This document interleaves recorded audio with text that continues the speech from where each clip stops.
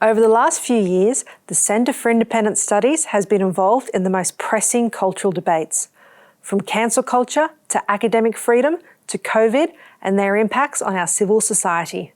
To continue this discussion, we invited best-selling author Lionel Shriver and editor of Spiked Online, Brendan O'Neill.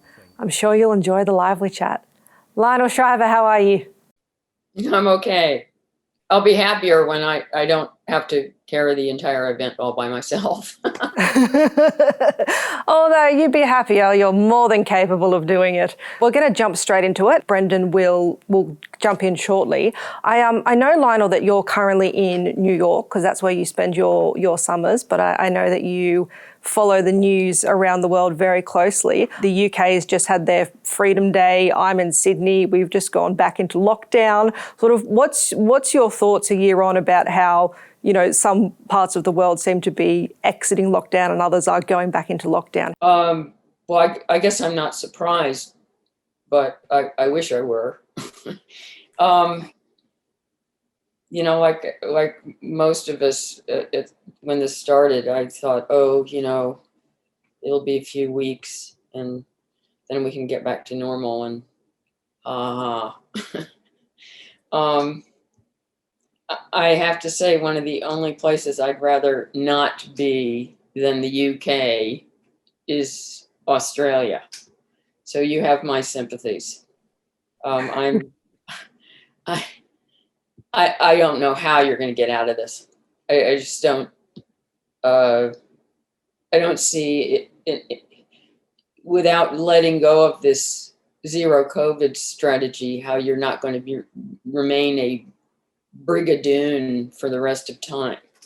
You know what the government is ultimately going to have to start lobbying for is that everyone gets vaccinated so you can let COVID into the country, and that's. You know, that's a hard sell. I think many Australians, Lionel, might share your pessimism about how we're going to get out of this. I mean, to maybe be a little bit more optimistic, how are things in New York? Things in New York are pretty sane. There are some clouds on the horizon because the Delta variant is making some inroads here, and hospitalizations have gone up a little bit, but for the most part, things are opening up. Theaters starting up again. Cinemas are open. Restaurants are open. America seems to be moving forward, and you're hoping it doesn't backslide. Do you think if they did try to reintroduce restrictions this time, there would be a little bit more resistance to it now that people have, you know, sort of locked down, put up with it, and come back out again? I'm afraid it's not as simple as that.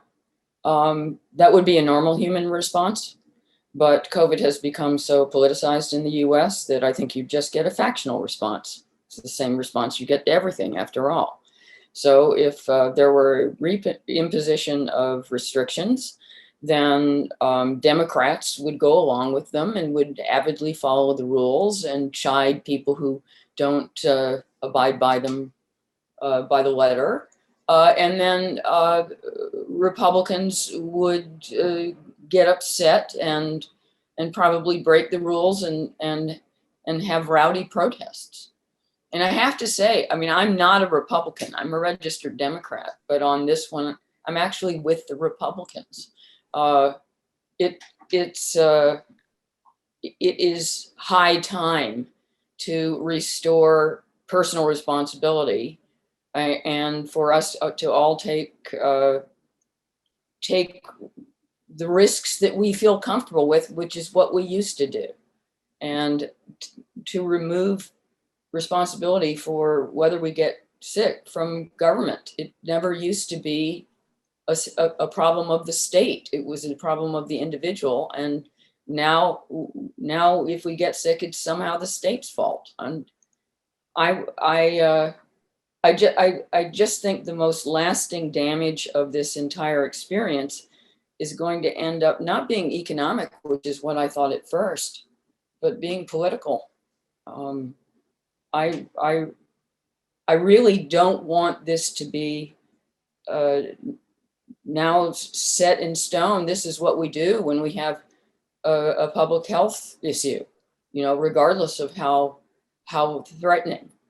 That, oh, well, you just shut down all of society and you keep people from doing anything.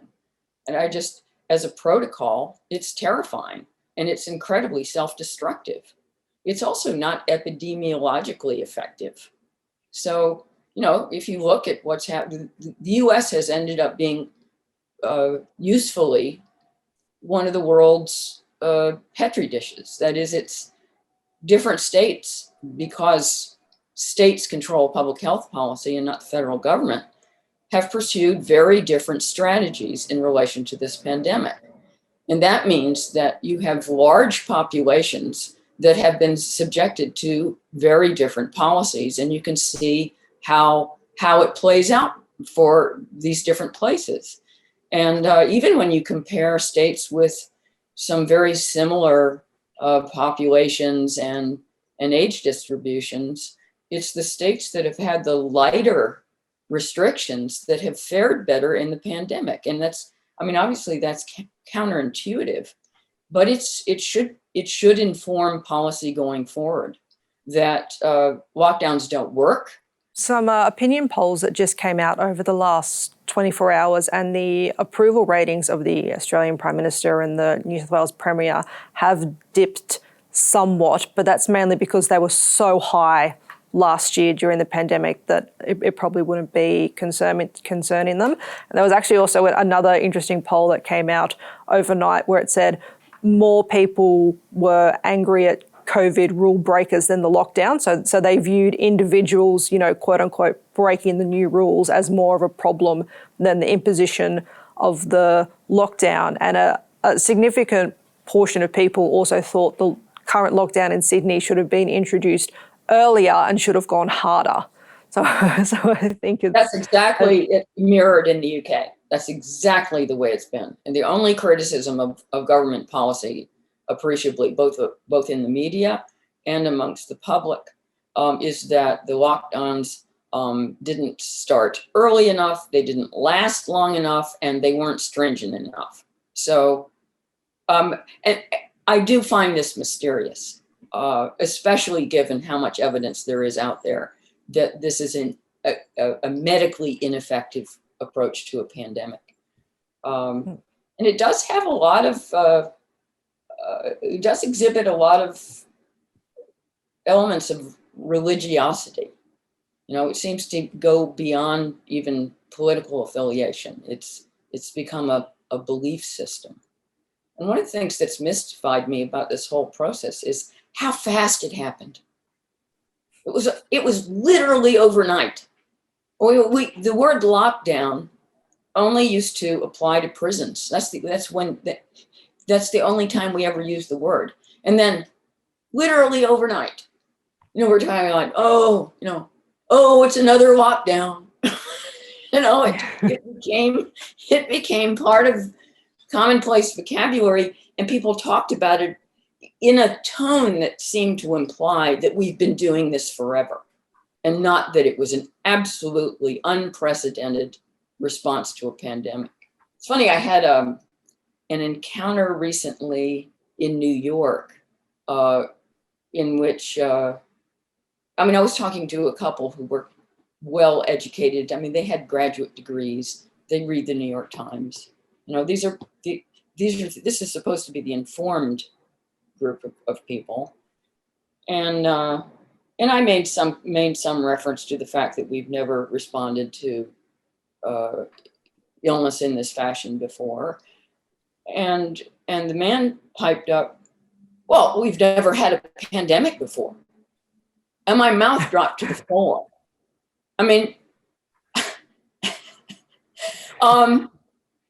And obviously there was a pandemic in 1968. There was a pandemic in 1957. There's a huge pandemic, notoriously, in 1920. And there was even this Russian pandemic in 1897. I'm not going to keep going back, but we've lived with pandemics as long as there's been a human race. And certainly as long as there's been a United States. So, I don't even know what to do with that level of ignorance, but it just seems to me that people have allowed themselves to inhabit a new mindset and a new set of assumptions and a new set of sacrifices without much questioning. And I found that experience very disturbing. I'm hesitating to use the word brainwashing, but it's certainly the word that comes to mind. And it just strikes me that people are very easily led. It disturbs me on a political level. I mean, having watched up close what happened in the UK, and this is supposedly, land of the Magna Carta, where, people refer to themselves, if sometimes ironically, as freeborn Englishmen. And they just gave it all up without a whimper, and that included even the right to protest against these measures. For months, it was illegal to have a protest against lockdown. And in fact, they imposed £10,000 fines for organizing a protest, often against lockdown, although that didn't seem to apply when it came to Black Lives Matter protests. So I just find this whole thing politically alarming, and if informative, because I look back at World War II, and we've always been very judgmental about the Germans. What's wrong with them that they bought into Hitler so easily and went along with his horrific policies and his horrific opinions. And now I get it. It's like, oh, not, Britain would go along with Hitler within weeks. And I know they fancy otherwise, but I just watch people assume opinions that the government wants them to have without questioning. And this, and also in a very collusive and judgmental way, so that anyone who doesn't share those opinions, as you were pointing out, gets shamed, and a lot of energy goes into derogating what terrible people they are and how they're putting other people's lives at risk. Yeah, I think it's interesting how before you sort of made a comparison to the almost religious-like nature of how we talk about the virus and how we manage the virus. I mean, sort of what I've seen, particularly over the last few weeks as Sydney's been back in lockdown, is the sort of almost new rituals that we've come up with. So, 11 o'clock every morning, we have the Premier read the case numbers, and then we're told how many people were fined for breaking COVID rules. And, at the top of every single news website, they've got the counter of cases and deaths and all that sort of thing. It's almost like we've not only adopted an almost, religious mindset in how things should or shouldn't be tackled, but that's also come with very rigid rituals as well. Yeah, and masks are ritual. They're a form of advertising of a viewpoint. It's a little bit like wearing a T-shirt. It's like wearing a T-shirt over your face, and there's very little evidence that they're effective. It makes perfect sense that they wouldn't be. The virus is this big, and the holes the pores in your mask are this big comparatively, and the virus can go back and forth, and all the little gaps around your mask. Well, you have to breathe, and this virus is communicated by fine aerosols. So, as I'm speaking right now, I'm exuding all these aerosols. Same thing if I talk to you through a mask. I have to keep breathing. That air has to go somewhere. Aerosols float for hours in the air. So it doesn't matter whether I talk to you with a mask or without a mask, because I'm going to breathe in order to survive. You're going to keep being exposed to those aerosols. Hello? Lionel, can you hear Brendan? Hi, Brendan. Can you hear me? I've never been happier to hear your voice. Brendan, I'd like to finally hear, please tell us, how is freedom in the UK? It's okay. I mean, Freedom Day is an insulting term, really. You know, freedom is not something that it's the gift of the government to turn on and off like a tap. And I think if we start to conceive of freedom in that way as something that can be taken away when there's a pandemic and then graciously returned to us when they judge that it's no longer a great risk, then that redefines the entire meaning of freedom. And that's something that I find incredibly worrying. So on the one hand, I've been very excited about Freedom Day because we've been able to do things we weren't able to do before. But on the other hand, the very idea that we would need a Freedom Day, that the government would give us our liberties back as if they were little treats, I think that's incredibly worrying. And that's a redefinition of the relationship between the state, society, and the individual. But I was listening to everything that Lionel was saying. I really agree with Lionel's emphasis on this issue. And I think one of the things that's become very apparent over the past 18 months is that there's a real culture of apocalyptic thinking. And we really now live in a world of worst case scenarios where we're constantly playing up the worst case scenario on every issue, not just the pandemic, but also climate change, all sorts of other issues, you know, the great threats to humankind that we all must cower in fear before. That's the kind of world we now live in. And I think that culture of fear, that culture of apocalyptic thinking will have been exacerbated by the past 18 months and probably will become the defining feature of human society for a long period of time. And you know what's especially perverse about that is that we've never been safer historically, ever, right? I mean, we're better at curing disease. We're better protected from disease. We are more physically comfortable. It's almost as if we can't stand safety and need a certain level of emergency. I mean, that people thrive on the sense that you know, the world's about to end and needs to be rescued by us personally. And yet that couldn't be farther from the case. You know, fortunately, for example, we're not in any kind of world war. There's not I don't know about your house, but nobody's about to drop a bomb on mine. And I think we're dealing with a kind of emotional addiction to urgency, and as if it's a need for everything to matter so much. It's a funny intolerance for, you know, prosaic, ordinary life.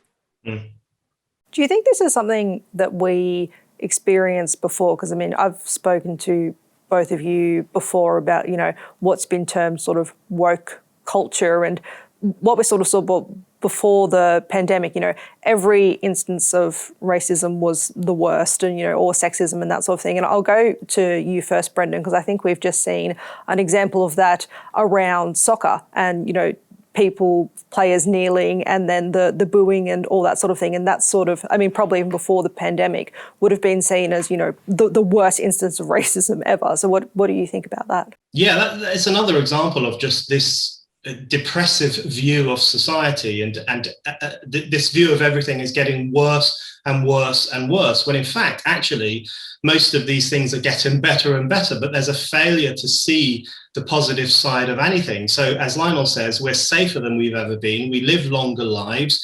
The majority of us are not at threat of war, or in fact, serious disease and dying young and all those things that blighted humankind for a very long time. Those kinds of things have been pushed back by progress. And then if you look at the issues of racism and sexism, those issues have improved enormously over the past 50 or 60 years as well, thanks to the campaigning and the arguments of very large numbers of people in society. But what we have is a culture which sees the worst in everything and the worst in everyone. So, for example, the football situation in the UK, we call it football rather than soccer. And what you have with that was the players were taking the knee. This is England players taking the knee, which was largely a Black Lives Matter ritual that came out of the George Floyd, or really was exacerbated by the George Floyd killing just over a year ago. And you have England players still taking the knee a year later in relation to a murder that happened 4,000 miles away.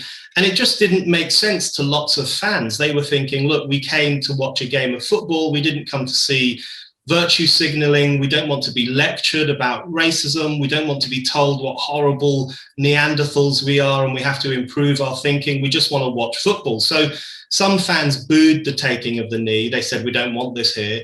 And that was instantly interpreted as a sign that this is a horrible, foul, racist country. And then after the final, the England versus Italy final, the 3 black players who missed their penalties, they were subjected to some online abuse from a bunch of racist idiots. But it turns out that it was an infinitesimally small number of messages. Most of them came from outside of the UK. And yet it was held up as proof that we've not really made any progress on racism. England is a really despicable, backward country. Football fans in particular are a horrible bunch of people. So everything gets completely blown out of proportion. And I think that's the woke way. That's the politics of identity in action, because these are the kind of people, they need racism to exist in order to justify their own existence. They need prejudice to exist. They need bigotry to be widespread in order to justify their activism, to justify, in some cases, their funding, their purchase in society. They depend for their futures on promoting a message of division and a message that says society is not moving forward. So their reliance on that message, I think, is the key thing. And that's why they see the worst in everything and are very, very incapable of seeing what's happening, what the good stuff is happening in our society. I don't know about you, Brendan, but I'm especially mystified on a kind of macro level by the culture of joylessness. You know, it's like the football's a good example. I was relieved finally to see the British excited about something, right? I don't even follow football. I don't care about it at all. But I was still hoping the Brits would win because, you know, they needed something nice happening. And I just was happy to see them happy about anything. But we seem to be under a cloud of killjoys, very suspicious of any sense of celebration, of enjoyment of life, of everything is moral. I mean, that's what I don't understand, even among a lot of young people. And I do occasionally meet exceptions. I want to stick up for the minority of young people who still know what it's supposed to be like when you're young. But, you know, how about just getting into something that doesn't have to do with telling people how terrible they are? I mean, there's something so hyper adult about the woke culture. It's like they don't ever seem to want to have fun, or their idea of fun is attacking other people and humiliating other people and getting them to lose their jobs. That's, you know, another word for that is sadism. And this has been going on for a while. This is not just in the last year and the pandemic and George Floyd and everything. The whole dominant culture in the media has been trending toward, as you said, everything is getting worse. We're terrible people. We should walk around feeling guilty. Our countries suck. All the books we've been reading are just by, you know, fogey straight white men, and we have to stop reading those. I mean, there is no relish, right? There's no finding people to admire. It's all about knocking people off pedestals. It's the most negative dominant culture I have ever encountered in my life. And, you know, that's why I sometimes get tempted to just quit, you know, right? Don't quit. Just go off and hang with my friends and stop involving myself in this stuff at all, including, frankly, even podcasts like this one. No, don't quit, Lionel, whatever you do, because I would miss but the thing is, I think you're absolutely right about the joylessness, and I've noticed that, as you say, not just over the past year and a half, but for quite a long time. And you really see it in relation to culture in particular. There's a new generation which is incapable of enjoying culture. And so firstly, they will go over old books and old paintings and say that this is unacceptable and that's unacceptable. The latest target isn't even an old white man, it's Harper Lee. You know, there's a school now in Scotland that is going to stop teaching To Kill a Mockingbird because it contains the N-word and it has a white savior narrative. I mean, this is the great anti-racist novel, but it fails to live up to the severe ideals of this new mob. So that's going to be thrown out before you know it. And the same with Off Mice and Men, which this school is also going to stop teaching. So they're always wiping out old culture that they don't like, shoving it down the memory hole. But at the same time, what you find with lots of these people, they can't enjoy contemporary culture either. So one trend that they have, they will go to the cinema, watch a film, they will literally count how many lines the female character has in relation to the male character, how many times the black character appears in comparison with white characters. I mean, they measure these things myopically in a really bizarre way. And of course, they do, as you know, Lionel, they do the same with novels.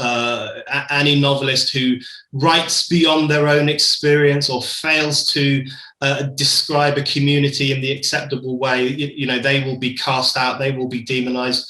And it's this kind of joylessness, but also this vindictiveness, this unwillingness to enjoy culture themselves or to allow anyone else to enjoy it either. And so you end up with this climate in which there's no fun, that they suck the fun out of everything, even the European Championships of the past few weeks.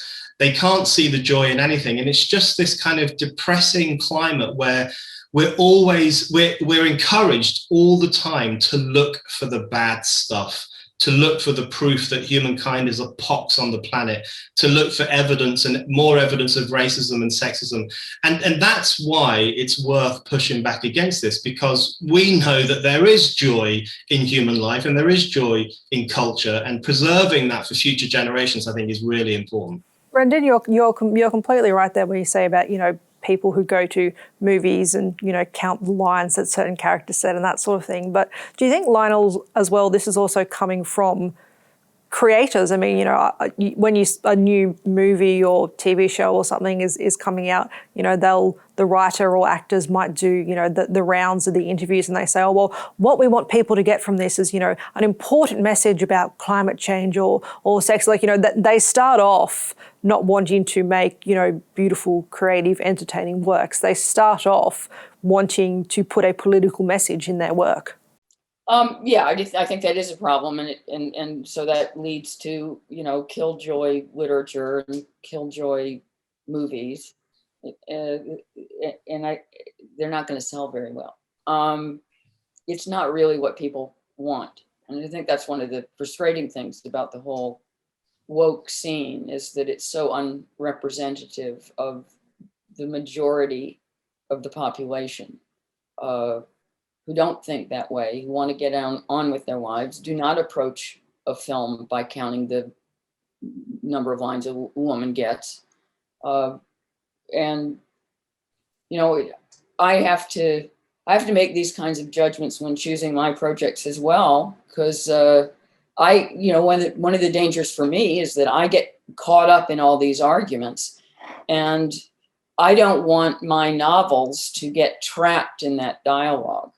Any more than I want my life to get trapped in this dialogue. You know, one of the dangers of having a movement going rampant and rabid, whose principles you don't embrace, is that you get sucked into arguments that are really unworthy of you. I mean, that, you know, people in the audience may be familiar with the fact that back in 2016, I appeared in the Brisbane book festival, and I did their opening address, and I was trying to discourage people from accepting the taboo against cultural appropriation, which at that time was not an especial danger in fiction, and since then has become a huge problem in fiction.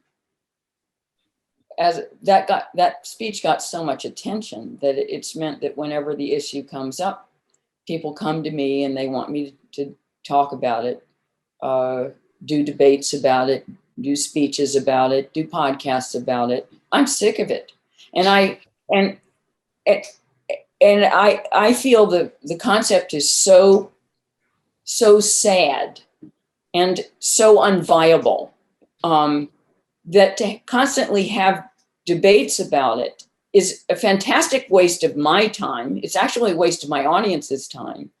And one of the problems of when people, we're dealing with people who've basically gone a little insane, and then you end up having these insane debates. You're debating, for example, we're now constantly having to debate whether the UK or the US is systemically racist. I don't even want to have that conversation. I just find it such a completely useless categorization that I don't want to discuss race relations in those terms. As soon as you embrace the terms, you've lost the argument in a way because you're having it. And that's my biggest problem now with this whole woke thing, is that I fear getting constantly sucked into, again, these joyless discussions in terms that I reject, with language that I find repulsive. And there's a way in which they win every time you even have the argument with them. That segues nicely into an audience question we had from Michael, who asked, so what do we actually do about this? Because I think it's an excellent point you bring up, Lionel. By engaging in the debate, have you already lost? But if you don't, have you left a vacuum? And I think I'll go to you first, Brendan, because you mentioned though that school that's removing To Kill a Mockingbird and probably Of Mice and Men. I mean, what's a solution to that? Should parents speak up, or do you think parents might start taking their kids out of that school or other schools that do similar things? What do you think can and should be done?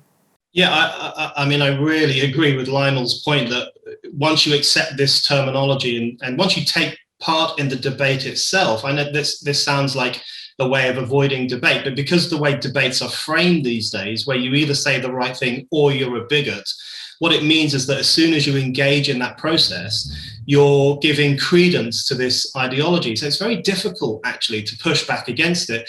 There are ways to do it. There are things that can be done. I think the way in which parents in the US, for example, are currently standing up against the teaching of critical race theory in schools, I find that really inspiring. There have been outbursts of parental protests at meetings and in schools themselves where parents are just saying, look, and these are parents, black and white, saying, I don't want my kids to be taught this racial fatalism, this idea that if you're born white, you have privilege, if you're born black, you're oppressed.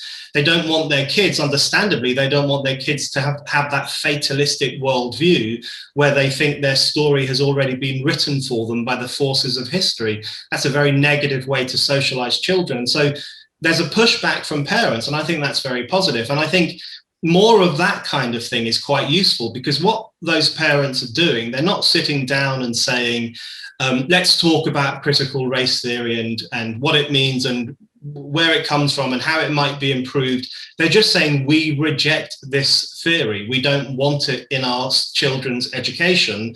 Get rid of it. So it's very bold. And I think that kind of action is very positive and probably the best way to do it. But it can be difficult. I've done lots of talks on university campuses over the years. And what I've discovered is that the nature of debate has changed radically over the past 10 years in particular. 10 years ago, you could have had a debate on a university campus in the UK about whether hate speech should be banned. You could have had a legitimate debate. You would have had two people saying yes and two people saying no, and the audience might have been split.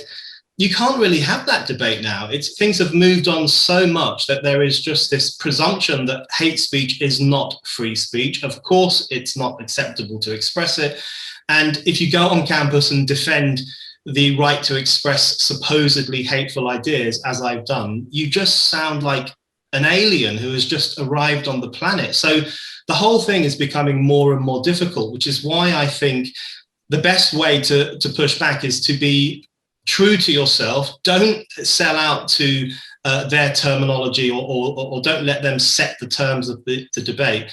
And really, we have to repose these issues and turn them on their heads and say, look, we see things completely differently, and we're going to line up with other people who see things completely differently too.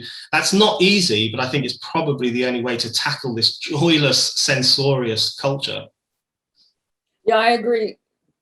What's required is not to be passive. This connects with what we were talking about with COVID before you came on, Brendan. The whole conformity that I've been observing in relation to COVID is also extends to, you know, the whole BLM movement and the kind of terminology that we're having imposed on us. You know, just don't use the words they tell you have to use. You know, just as a small note of protest, I still say the Indian variant. Right? I mean, just because WHO tells me that I have to call it the Delta variant, I don't have to. And that goes for all this CRT lingo as well. You actually don't have to say people of color if you don't want to, or refer to people from minorities in the US as BIPOC, which is just an atrocity. They can't make you. And, you know, if someone like Robin DiAngelo tells you, well, if you're white, you're guilty, and basically you were born racist, and if you say you're not a racist, then they're even a worse racist. Rather than get caught in her circular reasoning, dizzy with how racist you are, you just tell her she's hilarious, that's a stack deck, that's a stupid way of thinking, and that's not how you think of yourself. Sorry. No, I'm not going to buy your book. And you know, I just find it hilarious. You've made so much money on this bullshit. So, you know, it's what you were saying, that you simply maintain your integrity. I've sometimes been asked, you know, oh, how do you manage to be so brave in public? Well, you know what? I'm not brave. The fact is, I just haven't changed. You know, I actually have basically the same opinions I had when I was about 16. And I haven't gone with the flow. You know, I haven't adapted every new ideology that's come along. And apparently that makes me weird. I mean, where a lot of these ideologies, you know, critical race theory, the language policing, a lot of that occurs on social media. And we've had quite a few audience questions in from Cassandra and Anthony and Glenn about, you know, the push for the Biden administration to sort of the collusion between the Biden administration and big tech to control, quote unquote, misinformation, and, you know, to clamp down more on misinformation on social media platforms. I'll start with you first, Lionel. Do you think that is concerning? Is that something that we should be worried about, or is it basically impossible to control social media anyway? I do think a collusion between government and social media companies is terrifying. And, you know, they've been practicing during COVID, but they can do that. They can exercise censorship in relation to any issue they want. And I think that this whole business of, oh, you know, they're private companies, so they can enforce whatever rules they like is an easy little loophole. And but the truth is that they are increasingly willing to do the government's bidding. And you know, out of my tiny protest is to not participate in social media. And I would encourage people to get off it, because, you know, it's increasingly a route through which you're controlled. And that's not any longer a paranoid statement. That's just the truth. What the information you're exposed to is in the hands of somebody else. And I'd rather podge about the internet all by myself, you know, and trip across the stuff that I want to trip across, rather than be fed it by some algorithm. And, you know, unfortunately, you know, my encouraging people to get off social media is not going to mean they're going to leave en masse. And I think that YouTube, etc., joining up with government to decide which opinions they're going to allow is bloody terrifying. Yeah, I agree. I think sometimes I kind of think about the world we live in, and I stop in my tracks and worry about how bad it's going to get, because what you have is a situation where a small number of corporations control vast swathes of the public square of the 21st century, which is the social media, the internet, and they can switch you on and off, and they can switch you on and off for having any opinion that they disapprove of, or for pushing forward any idea that they have judged in their infinite wisdom to be misinformation. So if you look at, for example, the laboratory theory in relation to COVID-19, for months and months, Facebook just flat out banned any mention of it. Anyone who mentioned the lab leak theory, the idea that COVID leaked from a lab, was banned, was risked being banned for life if they kept on pushing this idea. And then suddenly Joe Biden says, well, we have to look into all theories in relation to COVID. And then Facebook suddenly unbans it and you're allowed to talk about it now. So that shows the closeness, the intimacy between these big tech companies and the most powerful man on earth. And that should worry everyone. But the power they have is extraordinary. So they banned the sitting president of the United States. Now, whatever people might think of Donald Trump, he was, at the time that he was banned from Twitter and Facebook and everywhere else, he was the sitting president of the United States, elected by 60+ million people, and he was unceremoniously switched off. So that one of the key ways in which politicians communicate with the electorate, he was just denied that access to that system. And that should send a chill down everyone's spine. And then if you look at, feminists, for example, or not just feminists, but anybody who misgenders someone or refuses to accept that someone who was born male is now a woman, they can be banned, and they have been banned. The Canadian feminist Meghan Murphy, she was banned for life from Twitter for referring to a male person as he. So this is another part of the pressure that the terms of the debate puts on people, because it actually compels us to lie. This is the level of authoritarianism we're now reaching. You are compelled to say something that you know is not true, and if you don't, you can be punished with censorship. So the way in which big tech has become the enforcer of woke censorship or identitarian censorship, and also the guardian of what is true and what is false, that I think that undermines the entire idea of freedom. The entire idea of freedom, as John Milton said hundreds of years ago, let truth and falsehood grapple, and truth usually will win. But the idea was, you don't censor anything. You let these arguments play out in the public sphere and allow people to determine for themselves which they think is true and which they think is false. Social media is against that and now wants to tell us this is true, that is false, and if you say it, we will censor you. It's an incredibly worrying step backwards for freedom. They have an extraordinary amount of power, and that's one of the key things I think we need to push back on over the next few years. Are you quite surprised, Brendan, by the people who are sort of pushing this, or for them, and often a retort you hear often when social media companies deplatform someone or introduce a policy is a certain segment of the community will say, oh, they're private companies, they can do what they like. But these people wouldn't necessarily support, private companies building a pipeline wherever they like or anything like that. So do you think it's quite odd, the people who are on the side of, big tech, censoring people or working with government to take down misinformation? Yeah, I think Lionel was absolutely right to raise that point about, because that's what everyone says. Everyone says they're private companies, so they can throw you off if they want. That doesn't cut it for me at all, because, of course, strictly speaking, they're private companies, but they control vast swathes of what is essentially public life. And in my view, if you do that, then you should play by the rules of public life. And in the United States, for example, that means that pretty much nothing is censored. The idea that in the US, where you have full freedom of speech, essentially, you can still be banned from a platform for saying something that someone in Silicon Valley disapproves of. That undermines the constitutional nature of the United States. It's anti-democratic, it's anti-constitutional. In the UK, you can be banned from social media for saying things that it is legal to say in this country.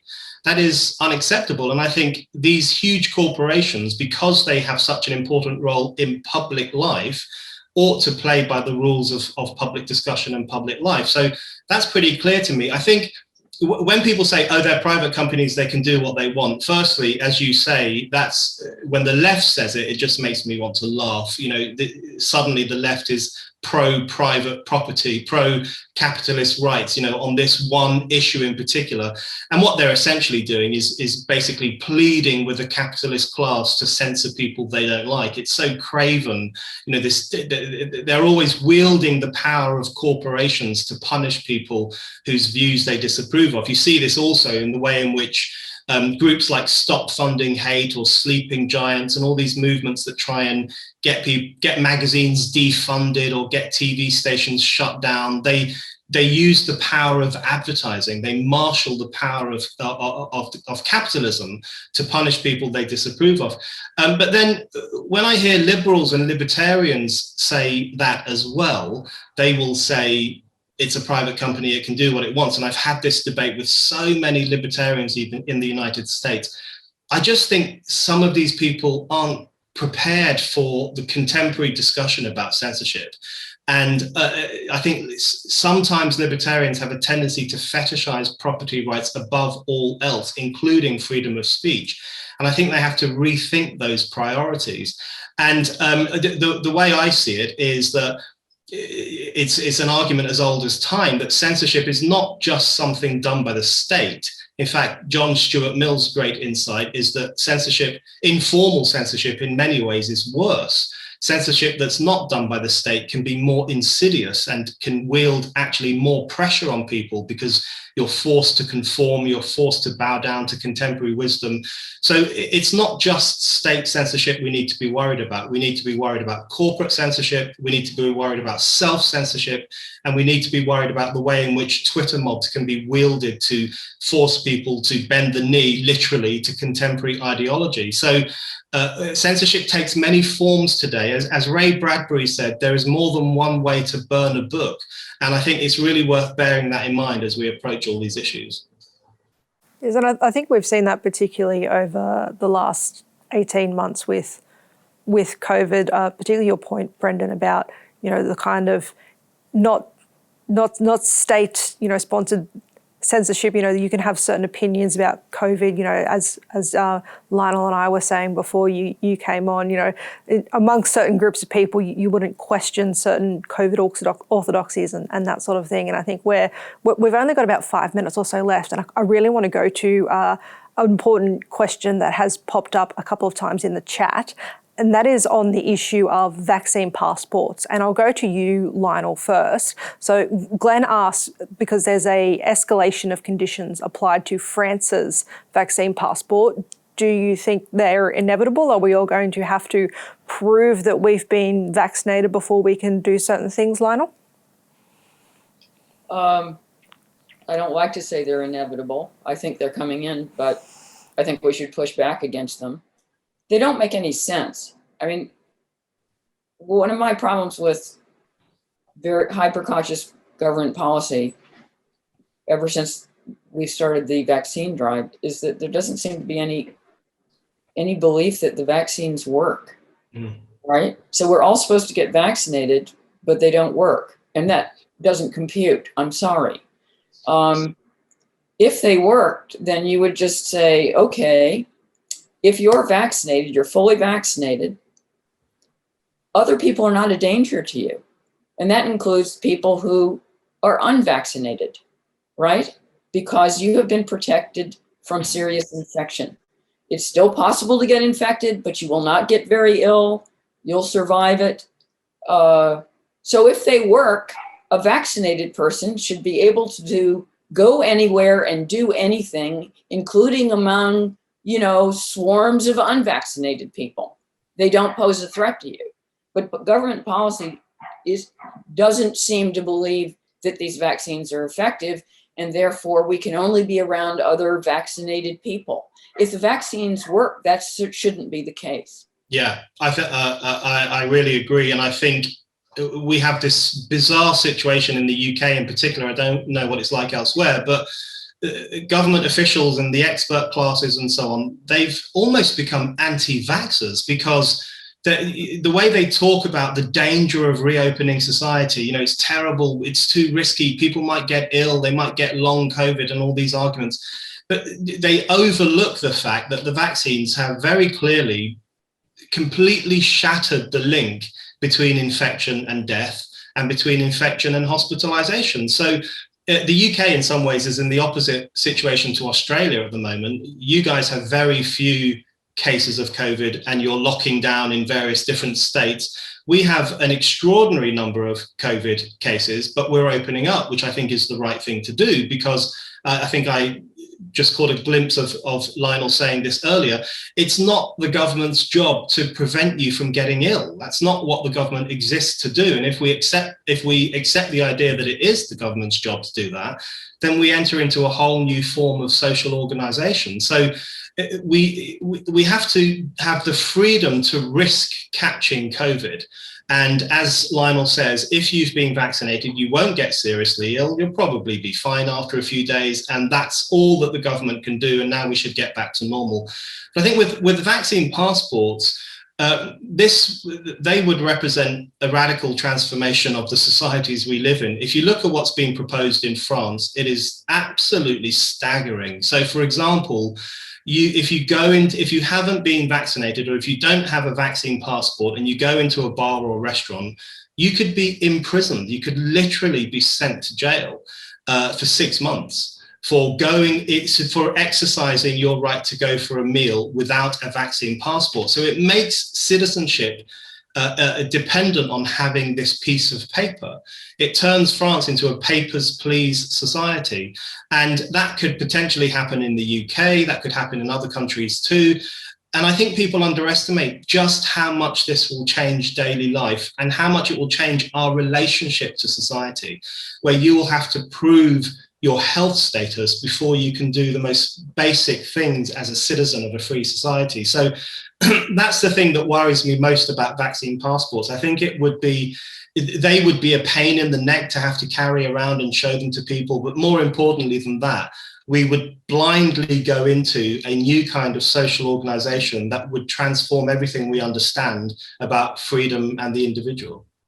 Do you think it's possibly a threat as well, Brendan? I mean, the way you outline the possible negative outcomes of a vaccine passport are very persuasive, but like what we were talking about before in terms of social media censorship, do you think there's a possibility as well that this could necessarily be outsourced? So there might not be a government-enforced vaccine passport, but businesses might say, oh, no, you can't come in here, or events might say, no, you can't come in here unless you have a vaccine passport or prove that you've been vaccinated. Do you think that's possible, and does that pose the similar threats that you just outlined? Yeah, that's pretty much what's happening in the UK at the moment. It's at the moment it's being outsourced to businesses. So the government keeps saying, we're not going to bring in vaccine passports. We don't want to. They're erming and ahhing, but they're definitely thinking about something along those lines. But at the moment, they're encouraging businesses to check people's health status before letting them in. Some businesses are doing that, others are not. But that outsourcing, I think, is just as bad, because it does redefine our ability to go through, to navigate everyday life in a free way. So I'd be as worried as it being outsourced as I would be if it was a centralized system. I think the solution to that, in my view, and this is also happening in the UK, is really to boycott institutions that demand proof of your health status. And I know that there is a movement here to do precisely that, and to say, well, if this pub forces me to reveal my medical information to it before they allow me in, then I'm not going to go in. And I think that could gather pace as well. And that kind of pushback could be very positive, because that's more likely to put an end to some of this stuff. Lionel, both you and Brendan have talked about personal responsibility and how, we seem to have so quickly outsourced our health and that to the government. I'll start with you first, Lionel, then I'll ask you, Brendan, the same question.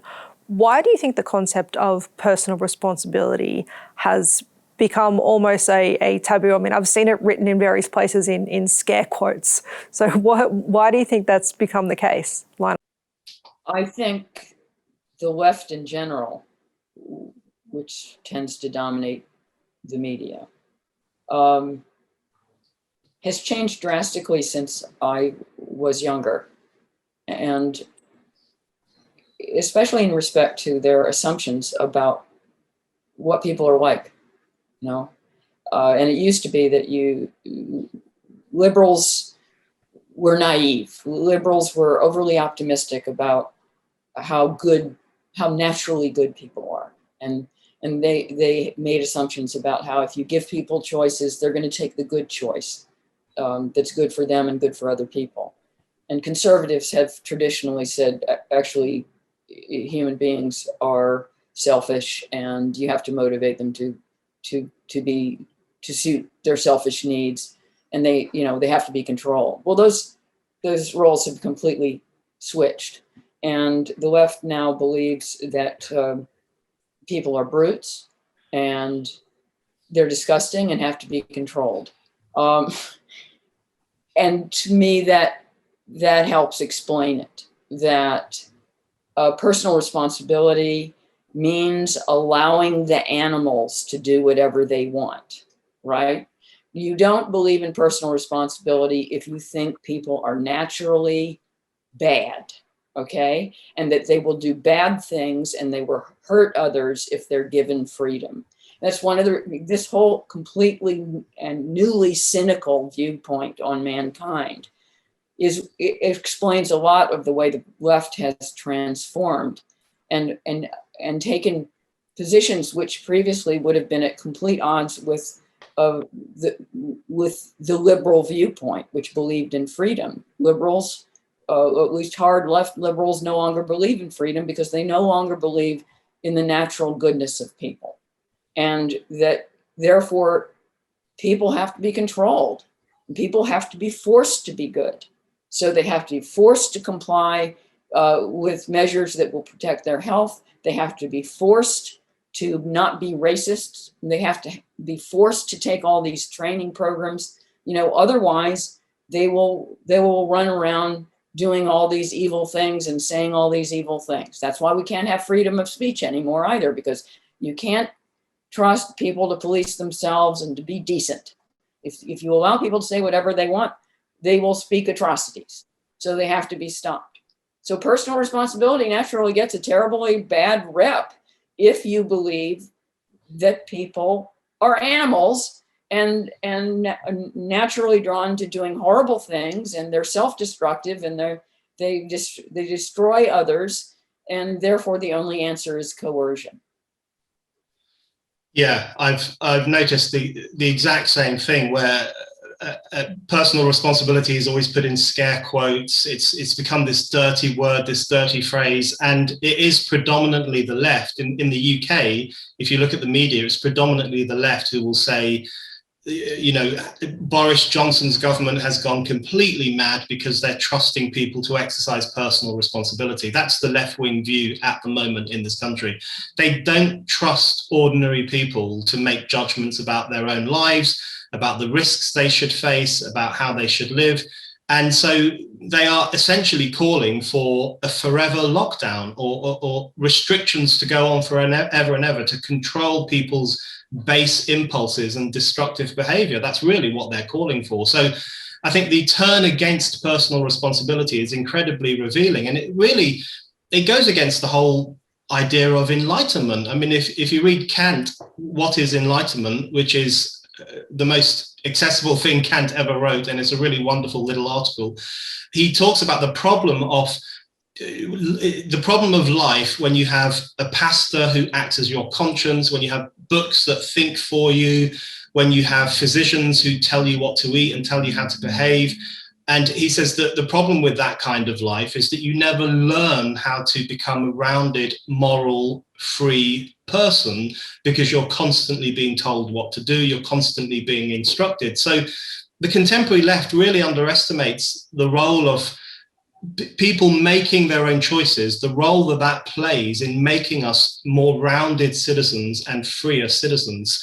And John Stuart Mill made this point, that even when people do things and get them wrong, that's still preferable than them being told how to do them by someone who's an expert, simply because we learn through this process. We learn through making mistakes and making judgments and taking responsibility. So I think that's got to be one of the key arguments to make as we come out of lockdown, if we come out of lockdown, has got to be restoring personal responsibility, restoring freedom, and encouraging individuals to take charge of their lives rather than constantly waiting for someone else to act as their conscience and to tell them how to behave. I think the need to restore personal responsibility is a good call for action for us to end on today. I want to thank you very much, Brendan O'Neill and Lionel Shriver, for joining us today for a fantastic discussion. Thank you. Thank you. It's been a pleasure. For decades, the CIS has been a fiercely independent voice working hard to promote liberal principles. To be notified of our future videos, make sure you subscribe to our channel, then click that notification bell. We rely on the generosity of people like you to advance our classical liberal cause. Check out the links on screen to see how you can get involved.